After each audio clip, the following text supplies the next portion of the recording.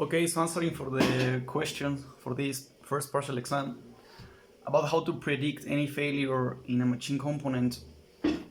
Well, the first thing to do is to know if there is already been testings, like previous testings on the material that you're trying to predict the failure on, and over what conditions this part is.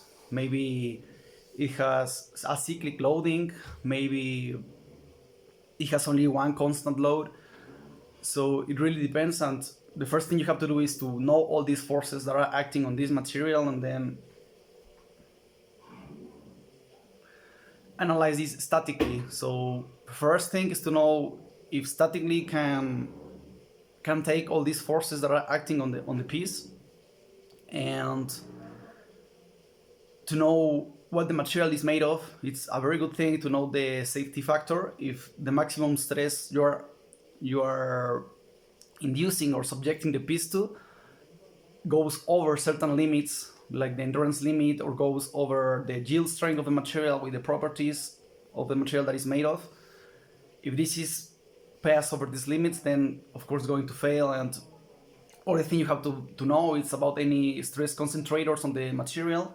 If it has any sharp parts or holes or some stress concentrators on the piece, you have to analyze these carefully, each of them, to know which one of them is the most critical one.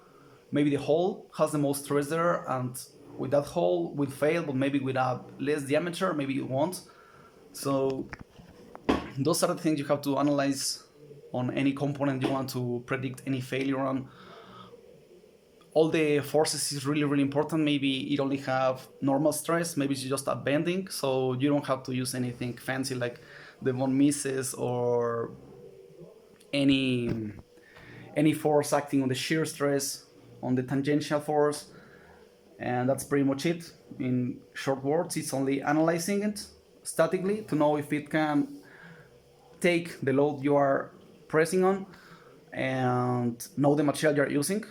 The geometry is really important too, the geometry of the material, and that's pretty much it.